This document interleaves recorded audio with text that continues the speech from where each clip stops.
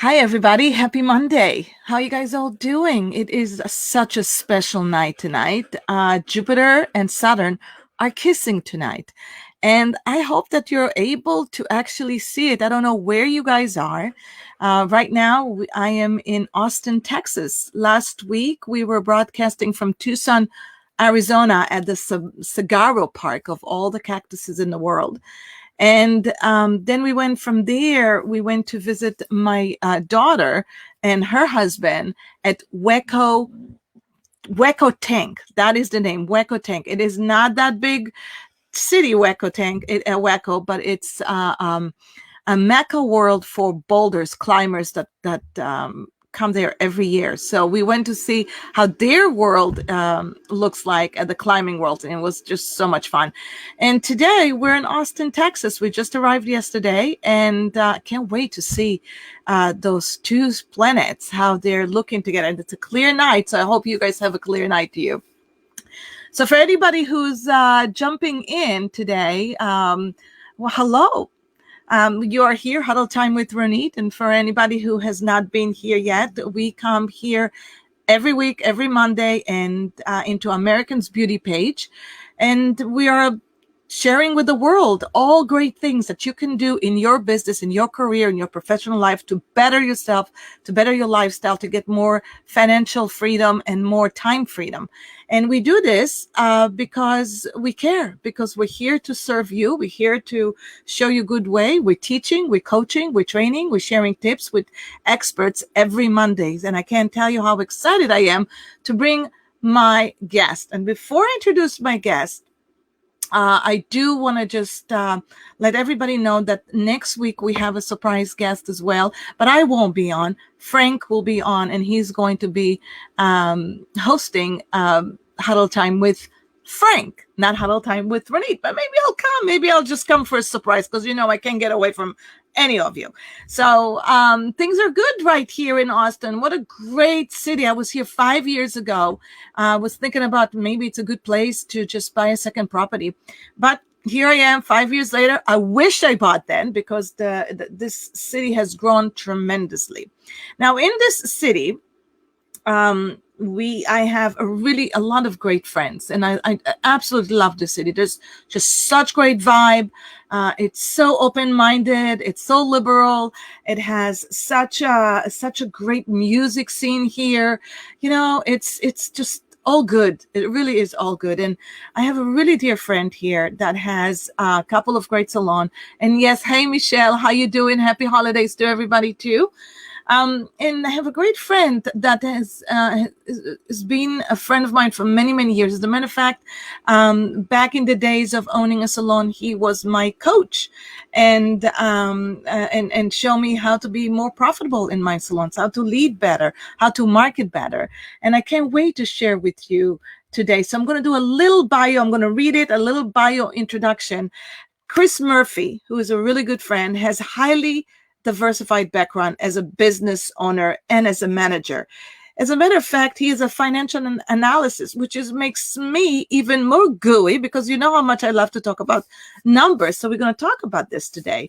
And he is a consultant and, of course, a major entrepreneurial brain. He owns and managed. He actually is an owner of Maximum FX, which I can't wait to dive into that name. I wonder what's going on behind the name. But 3 salons right here in Austin. It's very successful. And I can't wait to share with you all of his great wisdom today. But other than that, he has a great experience. He's been a consultant and had an experience over 20 years working in a large Fortune 500 corporation like Ford Company and Dell. I think he was also working in a bank, but I don't see it here.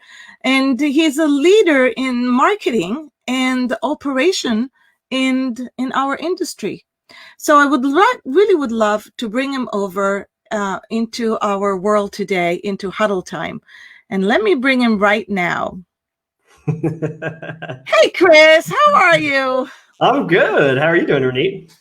Yeah, that was kind of a little slow with the introduction. It was just so much of it. But basically what I wanted to tell everybody that he is just amazing. You've been speaking in our industry for a very long time. You've been coaching in our industry for a very long time. You've been coaching at strategies as one of their number one leader for a long time. But more than anything, I think you have been so successful in our industry for so many reasons. So I'm so happy to share your wisdom and talking about some food and margaritas and wherever we can just tell everybody about what we love doing.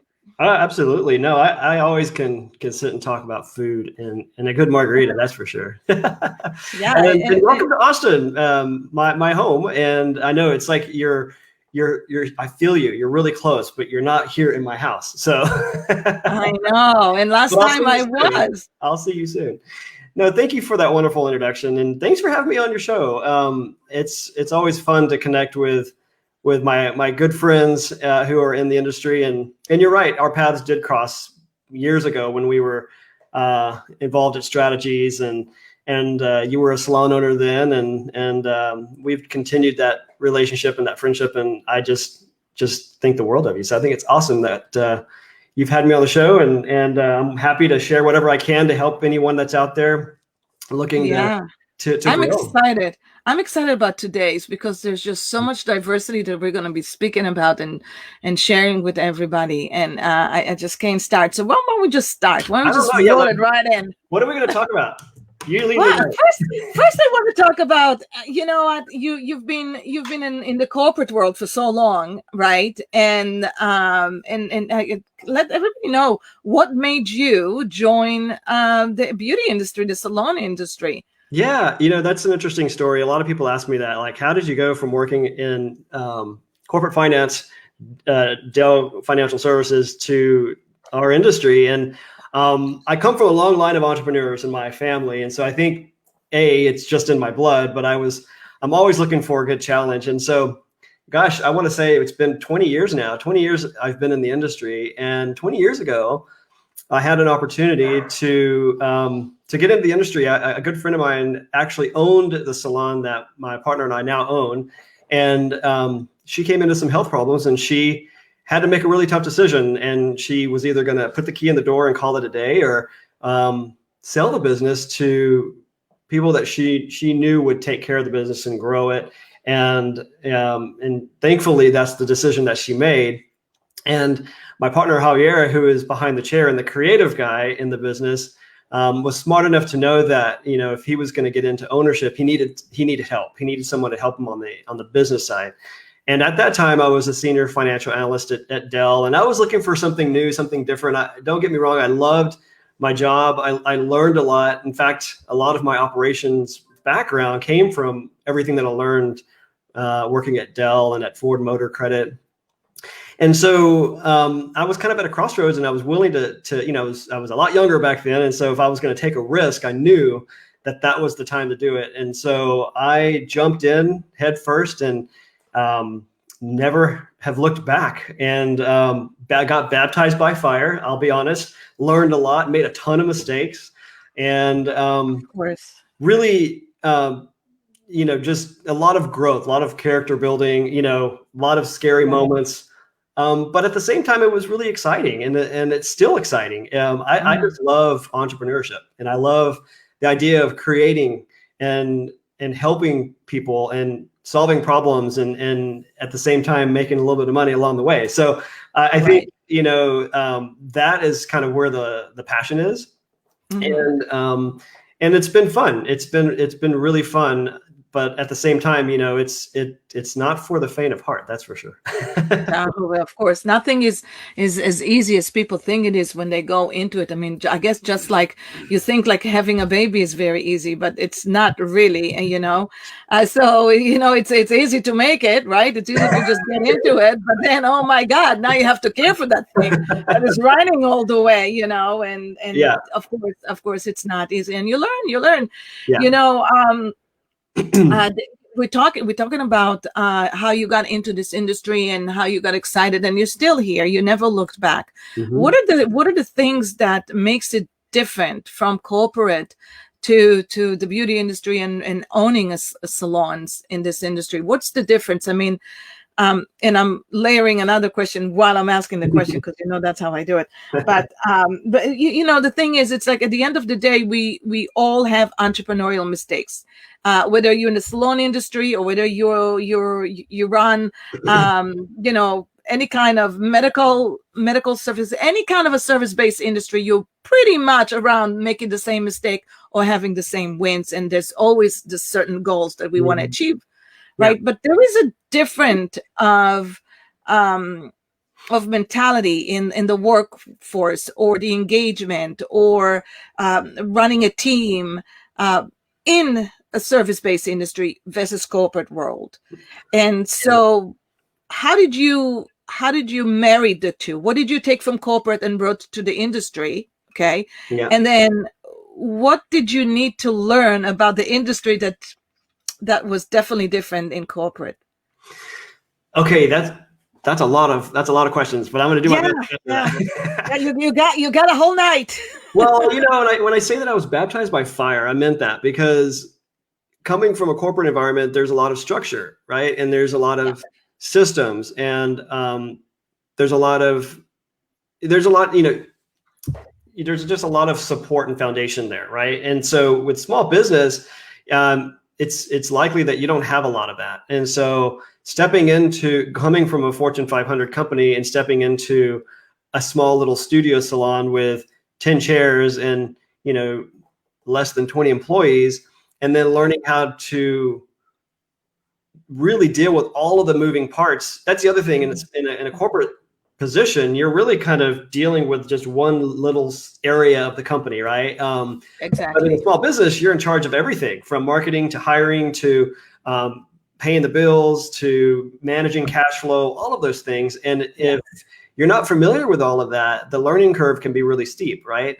And so therein lies the baptized by fire. And so it can be overwhelming. And I think that was the biggest kind of challenge for me, was making sure that the business stayed in business while learning all of the elements of the business at the same time. I think the big challenge is just the service industry, and in particular the salon industry and spa industry. It's a very labor intensive business, right? Yeah, well, it requires a lot of people to generate, in all intents and purposes, a small amount of revenue, if you think about it. So managing the dynamics of a team environment in a small business is probably the single most challenging task that you're going to have, right? So learning how, and of course, back then I was a lot younger and less mature than I am now. And so all of that, really? All of that mixed in. Yeah, for sure. A little bit. Yeah. So I think that definitely makes a huge difference. And so just, I think that was probably the biggest challenge. But for me, I think what helped me the most was bringing what I learned from Dell and from Ford Motor Credit, to the small business and creating systems and understanding the impact that systems can have on the business. And in my mind, systems creates stability. It also creates predictability. And when you have those two things, it affords you the ability to do the luxury of being able to explore and do other creative things when you don't have to worry about putting out fires every day, right? Okay. And so I think, for me, having that background and knowing what systems can bring to an organization, big or small, was invaluable. And had I not had that experience, in the corporate world, it would have probably taken me longer to probably realize that, Yeah. And then the second challenge with implementing systems is obviously the pushback. I always just to walk around and joke. I always joke that I was kind of the choke collar that came in and was put on the salon team was the pit bull, and I was the choke collar because they were just running wild, doing it. I mean, talk about a country club environment, and that's not necessarily a bad thing, but it can be if it's just out of control. And that's kind of what I stepped into was a culture that was just a free for all. And there was a lot of missed opportunities, and there's a lot of growth opportunities that were missed because of that. And so managing that expectation and implementing change in those systems was also very challenging. Yeah, and well, for sure, I think that that these days, no COVID pended, right? But is bringing us. It brought all the behavior of running a salon like a chaos, right? And I'm not even going to call it the organized chaos, because there is no such a thing as organized chaos, but it brought everything to the surface. It really elevate everything into the surface and made us look really deep into, is this how we want to run our life? Is this how we want to run a company? Is this how we want to show up? Do we want to? It brought us a lot of good questions. Do we want to work 50 hours a week? Do we want to make? I mean, listen, let's put it this way: if you went into a law into law school, or if you went into medical school, that when you leave and when you start your career, you're in for 100 hours, 100 hours a week, right? You know that, you're going to be working, there's a payoff point at some point. The beauty about the industry that you don't have to do that. You don't have to go and run yourself ragged into the ground and work 100 hours or squeeze more people or do more things just so you can get to your financial nirvana, or just so you can get to your freedom nirvana. So talking about that, what do you think are the typical, and Chris, you've been my coach for a long time, and my mentor for many situations, and you've been a great consultant in this industry. What do you think is the 3 mistakes that we all make that we need to change?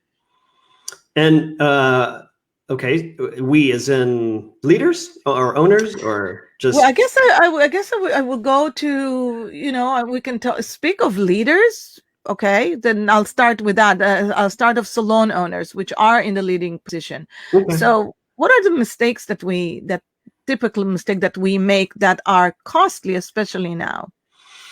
Well, I think in the realm of the COVID world, I'll address that because that's kind of where we are right now, right? And it's clearly a different environment, and it's been a heck of a year. And I don't need to say that. I mean, we're all living it, and I don't care what business you're in, salon industry or not.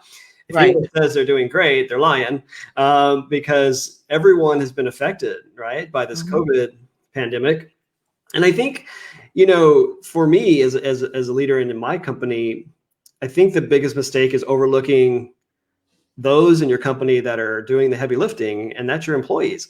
And we exist as a business to solve problems. That's why every business exists, right? Is to solve a problem by providing a service or a product to help your customers, with whatever it is they're trying to accomplish. And so I think the biggest mistake is overlooking your team and making sure that they're okay. And this is in this pandemic, because we all have what we call COVID fatigue, owners as well. But as leaders, our team members are looking to us, right, to guide them through this difficult time. And so I think in a way it can kind of get us in trouble, because we want to protect our teams, right? We want to make sure that they're okay and that they have hope and they know that they're going to get through this just fine. And sometimes that gets us in trouble because we maybe hide too much of what's really happening. So I think there's a delicate balance in sharing and being transparent, and also providing them the vision and the hope that everything is going to be okay. And so for me, I think early on, I've always been seen as kind of the technology guy and the guy that's always doing the latest and greatest with technology. But I went opposite. When it came to this whole pandemic, in March 18th, I'll never forget that day when we had to close our business. We were in a state of just disarray and panic, and we had to really make sure that our teams were felt safe and felt secure and knew that things were going to be okay and that someone was in charge. And so I did the opposite. I went analog, and I made a commitment I didn't do any Zoom calls. I didn't do any video conferencing, none of that. I every week would just send them an update. We use an application that allows us to communicate, since we do have multiple locations. And I would just sit down and write to them as if I was talking to them one-on-one, very candidly about what we were doing step by step, what they could be doing, to make sure that their income and their families were okay. And I still do that, just as we move, I don't do as frequent updates, but I send them updates, just like a memo. Now, what application are you referring to? What app? It's a free app called Band. The website's band.us. And Okay. it's a free app that you can use. And so we have it's bands, it's like rubber bands, like you have different groups of bands, so to speak. And so you can create different groups. And so we have one for our education team, one for our leadership team, one for each location, and so on and so forth. And so I would, send them updates. And that way they were able to receive the information at a time that made sense for them. It wasn't like they had to rearrange the schedule or anything like that. They could open up the update and read it when it was convenient for them, and they could absorb the information. And I think that's a number one thing that you can do to kind of avoid, overlooking your team, who's in turn taking care of your customers. But the other pieces is, again, going back to that, we're in business to solve problems. So the uniqueness of this pandemic is that I call it the ultimate equalizer, because it doesn't matter where you are in the world, we're all dealing with the same thing, right? Right. And so it doesn't discriminate. And it's provided us unique opportunities, I think, to serve our clients in an interesting way, a different way, because now not only are we solving the problem of making sure our clients look and feel their very best, but now we're having to solve the problem of making sure we're doing it in a way where they feel safe, right? Because not every salon is operating to the best of their ability to keep the public safe. And so now we're solving that problem. Like, how can we create a safe space for our clients to come in and receive services, and then make them understand that it is safe, like communicating that message. And so I think that's another challenge, but also an opportunity, I think. And so utilizing your marketing to get that message out. And one of the ways that we've done that in our business is just third-party confirmation. So we utilize Listen 360, which is it's a feedback application, and it's based on the Net Promoter Score.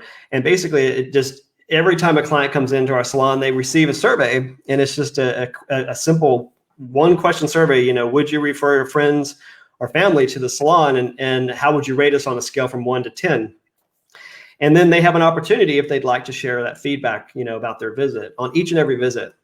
And what we've done is, anytime we receive a comment around our COVID practices in the salon, when the clients notice that they feel safe, or I noticed that they're socially distanced, everything is great, thank you for providing a safe space for me to come in. We take those comments and we turn them into posts, and we just, third-party confirmation is the best marketing that you can possibly have, because it's not coming from us. So hold on. So let me get this right. Let me get clarity on that. So you used a third-party app, or third-party technology survey, to capture their actually testimonials the moment that they're coming in, and you took that and you share that with the world, with your world around, to let everybody know that they're feeling really safe and they feel beautiful and all of that. So, and the technique behind it was they would walk into the salon and immediately they would get a survey, which they're up to take or not to take, to share on that app how they're feeling. So actually, when they come in, or after they leave? It's after they leave. So they receive an email, and it asks, and they're asked to score us on a scale from 1 to 10, 10 being the best, 1 being the worst. How they would rate their experience, if they would invite a friend or refer a friend or family member, and then they could leave feedback, written feedback. And many of our clients do leave feedback about, noticing what we're doing to create a safe space. And anytime we get a comment, a review like that, we will quote them and put that into a post on Instagram. And if you go to our Instagram page, you can see what I'm talking about. But that in itself is really helpful in making sure that you're driving traffic into the salon, because I can tell you, we've actually received a lot of clients because of that. Of course. from other salons that either have closed or they've been back and they just didn't feel safe. And Yeah. so people are looking for people are freaked out, and and we're not out of the woods yet. So I think when you have an opportunity to create that message and let them know, utilizing your marketing platforms, it can be beneficial. But I think that's a big challenge too, is not only this solving the problem of, making sure our clients look and feel their best, but now there's this new problem of making sure that they feel comfortable coming into our spaces. So when you say now we have, okay, so we adapted, right? The new experience is a luxury, is what they say is like, feeling safe. But Mhm. you're adapted to that. So that becomes part of your system. That's not ever going to change, right? That's something you're taking with you, because that elevate your experience, Mhm. to let everybody know that yes, you're giving the best safety, best cleaning, experience that you have. You elevated, you went up and beyond that. Now you're going to Mhm. take that with you. What else do you think you're going to keep, as an experience or technology that you use, that you thought it was actually great, I'm going to adapt it and I'm going with it? Mhm. What other things that you did? In addressing kind of just all of the things that changed, in our business, just in a moment, just like overnight. One of the things that we did, and a lot of salons did the same, is color kits. And so, as you know, a Yes. very controversial topic. We could do a whole show on it. And there's obviously two schools of thought around, color kits and whatnot. But one of the things we did when we closed to just maintain a cash flow, and albeit it was a trickle Yeah. of cash A trickle. coming in, but I'll No, tell you you didn't. what, it definitely paid for a lot of the subscriptions and the little subscriptions for internet and whatnot, that we didn't have to cancel, and it maintained for me as a leader a sense Mhm. of I guess control, knowing that I was able to control some sort of revenue stream or create some sort of revenue stream at Right. a time when I felt not so much in control. But it also, the biggest thing that I learned a lot from that experience. What I learned is that never lose sight of what your customers need. Yeah. So we would have never thought of doing color kits ever, but at a But they time needed it. where our clients had no options, they either didn't color their hair or they went to the drugstore down the street. And we know that they don't want to do that, because if they did, they would have already been doing that. Yeah. So there was an opportunity, right? So therein lies the opportunity. And so we saw an opportunity during a really difficult time for us and for our clients to make a deeper connection with our clients and to Yeah. serve them in a way that they'd never been served before, and to create a 5-star wow experience. And that's Yeah. exactly what we did. And we delivered, I want to say we shipped out, or we delivered, or whatever you want to call it. They picked up, Yeah. Yeah. I want to say at least 600 color kits in the span of like 6 weeks, maybe even more than that. I can't remember the final tally. And, we were really diligent about how we Mhm. delivered the program, and we didn't have a single disaster or meltdown. But what was interesting about the whole thing is, what I learned is that I don't think color kits or at-home color is our market. I mean, there's a market for that, but Yeah. what I learned is that's not who our market is. The reason why our clients took advantage of that program is because they didn't have a choice. We were Mhm. closed. Um, Mhm. but the majority of them kept saying, "We can't wait for you to open up again.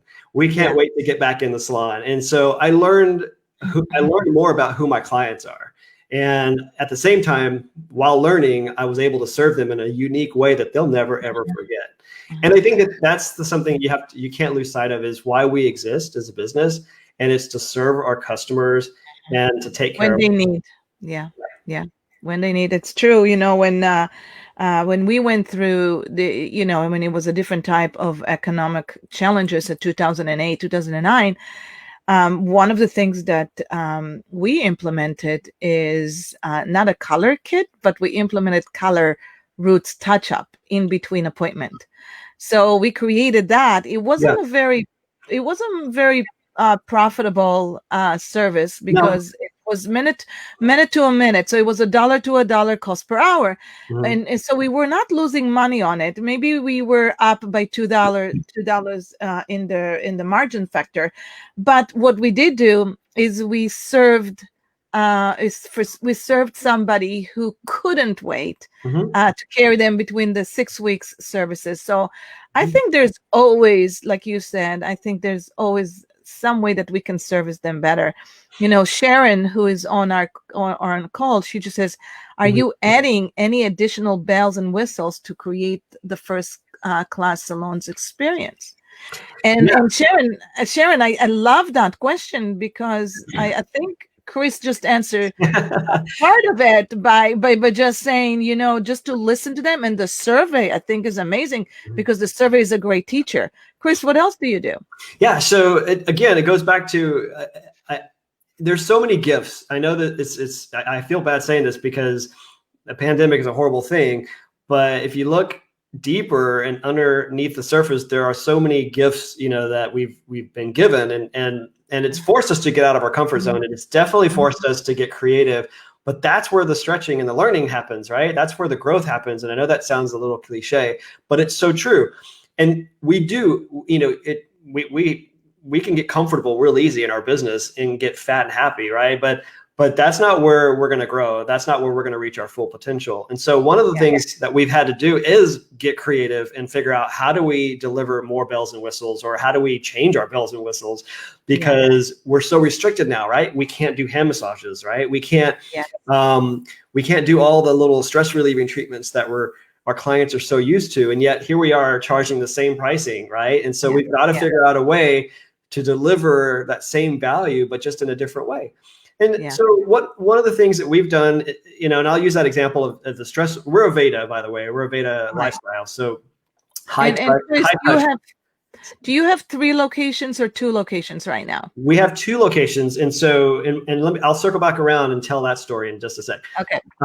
We went from 3 to 2. But what we've done, Sharon, to answer your question, in place of kind of the high touch things that we've been used to, is instead of doing, let's say, a hand massage, what we've done is we've created a nice little attractive kind of tray, and we have a little sake cup with a bunch of like little wooden applicators in there, and we have a hand relief on the actual tray with a bottle with hand sanitizer.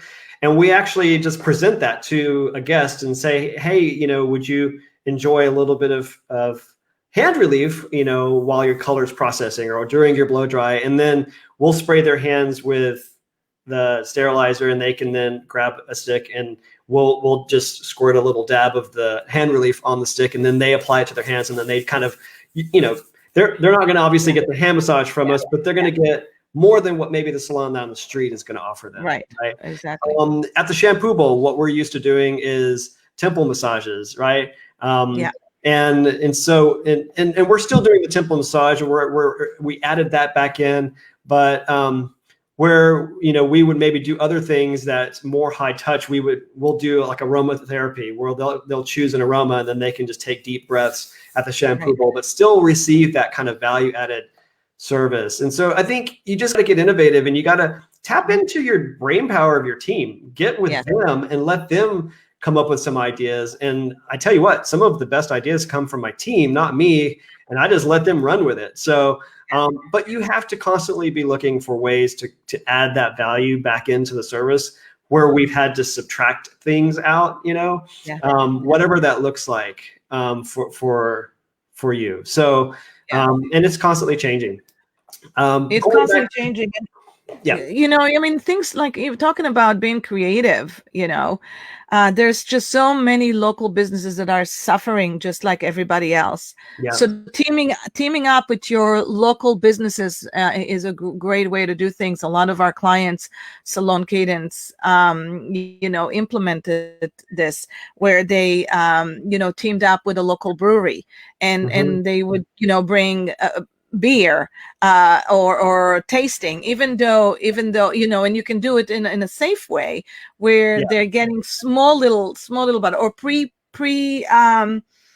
you can do something like pre-pack a coffee mug, right? Mm-hmm. And have your logo on it. Mm-hmm. Even for the color kits themselves, you can take it to the next level and Mm-hmm. think about, well, maybe it's not about the market of doing hair at home, but maybe it becomes to be part of being a member in your salon, that you could get a color kit beautifully branded by your logo, Mm-hmm. only by Maximum FX, when when you're on a business trip. You need Yeah. that pre-packed, or when you're at home and you're sick and you can't come to the salon and you don't want to skip a Zoom call, right? Yeah. Because that's where the world is going to be. So thinking about that, I think that it's innovation at COVID was a teacher to us Yeah. of things that we can do a little bit different. Yeah. How can we brand ourselves more? you Yeah, know absolutely. And I think, I think the last, I guess, challenge that I would probably mention, and this is probably the toughest one, is having to make, as a leader, some of the tougher decisions in our company.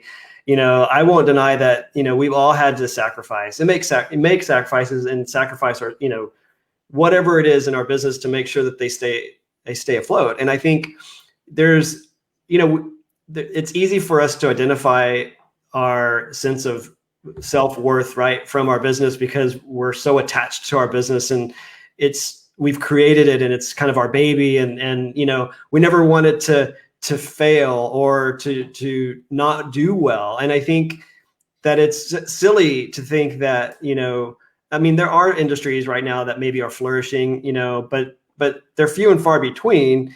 And so the challenge can be really hard, because I think we've all had to make decisions that are either painful or worrisome, or we just we don't know, uncertainty, right? And so I'll share with you, for us, the challenge, which actually turned out to be a blessing, and that's how I've chosen to look at it, is we had 3 locations, and one of our locations, our long-term lease was set to expire in August.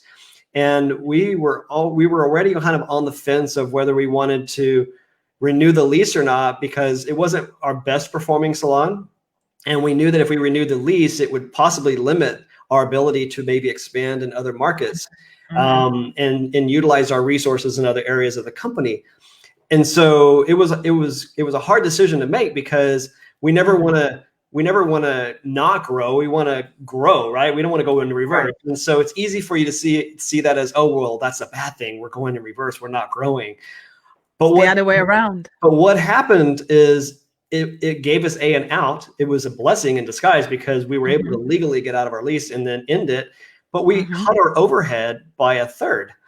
Yeah. And at a time where we needed to cut expenses. And so we were able to cut our overhead by a third. We didn't lay anybody off. We were able to actually staff our other 2 locations, even with social distancing. So we're actually more productive, more efficient, and as a result, and it's positioned us as a company and we're poised for massive growth when this whole thing is over, because we're in a much better space financially. The health of the company has never been better. And so my reason for sharing that today is, that we got to put our egos aside, for one, and we got to make decisions that are good for the company, no matter how bad it may feel, or how much of a sacrifice it may feel. Absolutely.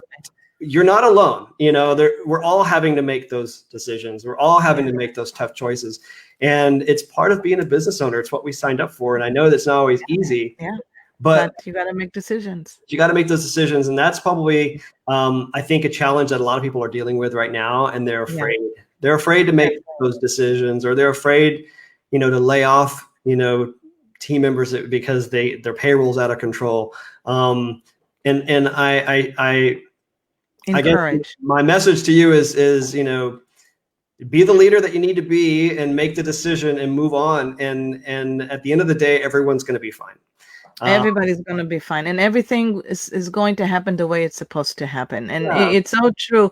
And I love that you bring it up, Chris, because you're going to go and make many, many, many decisions in life. They not all have to be the best one. And being a leader gives you the right to be vulnerable, to not know the answer to everything, Yeah. to Mhm. try things and see how they're happening. But Yeah. I love that you spin it up to the analytic part of the business. Now going forward, right? We're going to hit another 5 years. We're going to hit maybe another milestone of a big challenge. This is what happens. We're in business. This is part of doing business. I, Yeah. I guess I guess what I would like to bring is what is the what do we need to do? And we can speak about it together because we both love the profit first and we both love numbers.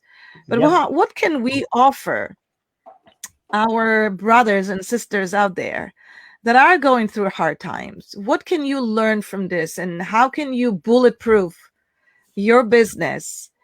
And I'm not saying to become, a millionaires in times like this, but how can you? Because you stayed in business, Mhm. and you have not laid off employees.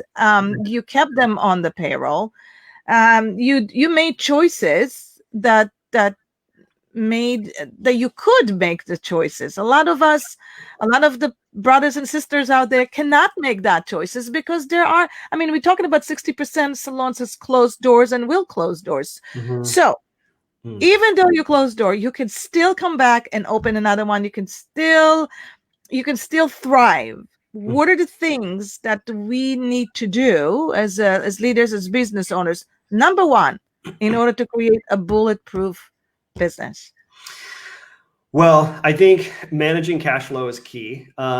Keeping an eye on cash flow and making sure that you're in a positive situation. And first and foremost, from a profit first standpoint, practicing the profit first rule, and that's Absolutely. setting aside your profit first and then running your business on what's left. It's the exact opposite of what we typically want to do, which is pay all the bills and do everything and then hope that you have something left over. And if you do that, 9 times out of 10, you're probably going to come up short. So one of the things that we do, or that I do, is I create a savings account. I have a business savings account in a completely separate credit union from my operating account. And I practice profit first. I make it really hard to get to. I don't have a debit card for that account. I don't have checks for that account. If I have to withdraw from that account, I have to go down to the bank and get a cashier's check. So what I normally do, and what I do is weekly, and it could be different. And I don't care how much. It could be $100, whatever the amount is that you can start with that. But just set up an automatic sweep from your operating account. Just take it off the top every week. I do my sweep on Mondays because it's normally after a busy weekend and cash is built up It's over easier. the weekend. So I Yeah. know that I'm going to be able to sweep. There will be money there. But I take a dollar amount and I just sweep that into an automatic savings account, and that's my emergency fund. That's my Yeah. profit first fund, and that Yes. money is there for emergencies. And I got to tell you, that money came in handy when we had to close on the 18th of March, because we had to close, and 2 days later I had a pay cycle, and I was able to meet that pay cycle because of my emergency cash savings account. And it's amazing how quickly that money Goes. will accumulate. And so Yeah. that Okay. there is a lifesaver, and it's a peace of mind fund. Yes. I felt safer when we had to close, and I felt out of control. I felt safer because I had cash in the bank. And so, you never know when you're going to need to replace that AC unit on the roof. You never know when that hot water heater is going to go out. You don't want to put that on credit, and so it might be $100 a week or $100 every 2 weeks, but start somewhere. And I think that's a great place to start.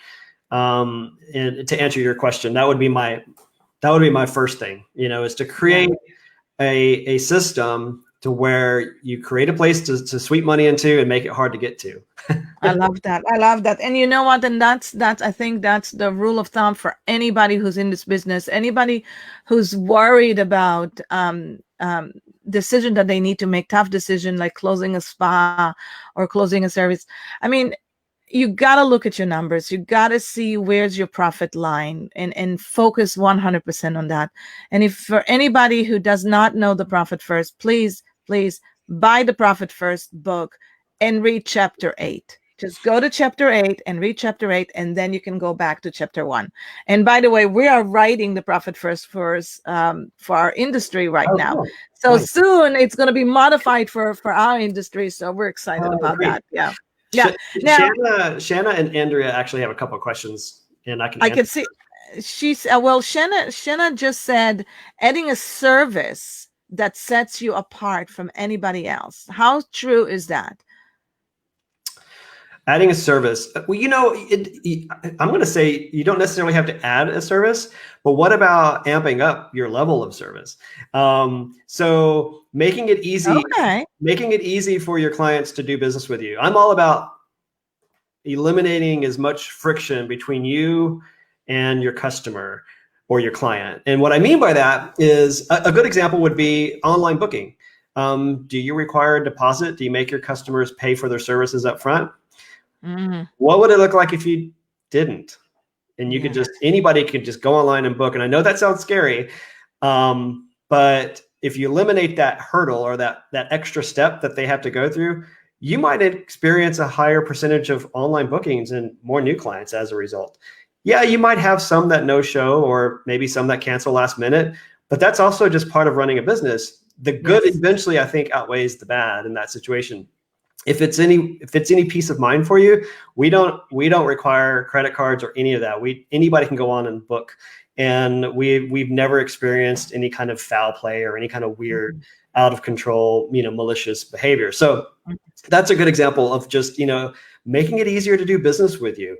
I think creating tools that allow make it easier for your guests to communicate with you is also a key pivot point that can make you stand out amongst the competition. So you got to meet your customers where they are, right? They're no longer just checking their emails like used to. They might be checking their emails, but they're on their phones and they're messaging you using Messenger or text messaging. So you want a text message, Yeah, so you got to meet your customers where they are. Maybe adding some sort of chat feature on your website so that if a customer needs to get in touch with you right away, they don't have to Google your salon, look up your website, to get your phone number and then call and then get put on hold. That's great advice. Go to your website, click a little chat bubble and send off a message. We've trained our guest care teams to have a browser window up on the desktops. And so if anybody sends us a message, it automatically pops up and they can answer those questions right away. So it maybe isn't about adding additional services, but maybe just taking what you already have and polishing it up a little bit and making it even better. Yeah. For example, if you guys know that when you do single roots application, let's talk about just even something simple like that. Single roots application, you're applying it in 30 minutes, right? And what if you apply extra 15 foils in the same time? But your prices, you amp the prices by $35. So now your service is much more profitable, and it's only for 30 minutes. Now it's a win-win because you're in a quick service category, so you're in and you're out. You do all your great services, add-ons and values while they're there. You're really caring for them, but at the same time, you added a bit more beauty into their experience. You made them feel so much more special.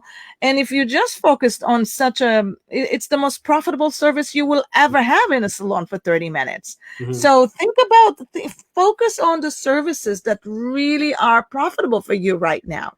Yeah. And that's a great point. One of the services that we have in our salon that's been extremely profitable and helpful and as an add-on are the botanical therapy deep conditioning treatments.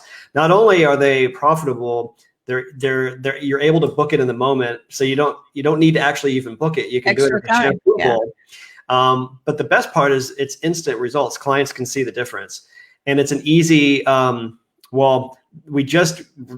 just released a kind of a new and improved, product and service around the botanical treatment.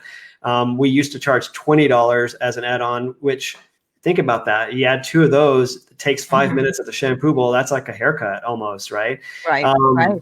Now the add-on is a $50 service, and clients absolutely love it. So you make a great point, finding the opportunities of again, not looking at maybe getting more traffic, which is always good, right? But if you can't get more traffic, then you got to figure out a way to get more from the clients that are in your chair, and deliver more services and provide more services and opportunities for revenue with what's already in the salon. And I think that's another coaching opportunity for your team is, getting referrals through your existing clients, right? Just take good care of the clients that are in your chair and the referrals will come. Yeah, absolutely. I love very much from what I've learned today from you, Chris, which I learn every time I listen to you, I learn like a ton. But from what I've learned from you today, that really resonate with me. And I think it's huge. And we do that in our coaching and training company. We ask for testimonials. We literally ask for testimonials from our clients all the time. So when you're done with your client, right? And there's nothing wrong with that. When you finish your services and you're walking them out, you say, hey, from 1 till 10, how was your service today? Mm-hmm. And if they give you a 9, you ask them, how can I make it to be 10? Mm-hmm. What would I need to do to make it 10? Mm-hmm. And if they tell you what it is, and next time do it, right? Mm-hmm. And ask them if they can actually text you a testimonial. Mm-hmm. And take a picture of that and add it into your Instagram, your social media. Mm-hmm. I mean, what can be better than that? That's so authentic, right? It's so very powerful. I think it's the most powerful because it's authentic, it's organic, it's right there. You're there to learn how to ask for a survey, ask for feedback. It's the best thing that we can do right now. Andrea asked what software that we use. The name of the software. It's Listen 360. Google Reviews is also a great one. How did I miss that question? Where's Andrea? It's yeah. So it's Listen 360. It integrates with our software, our salon software, and I anticipated it integrates with a lot of different software platforms. It's we use SalonBiz, and it integrates automatically. So after someone checks out, you can set the time when they receive their survey. It can be a day, it can be within 22 days, whatever. And then it also has a feature in there to where when they leave their review, they can also post it over on Google Reviews, which is really, really powerful. I know Shanna just mentioned Google Reviews, and that's really where we want to be, right? Is on the Google Reviews, because that's also, you know what? Miranda is going to post the link to it. Andrea, we'll put it in there. Yeah.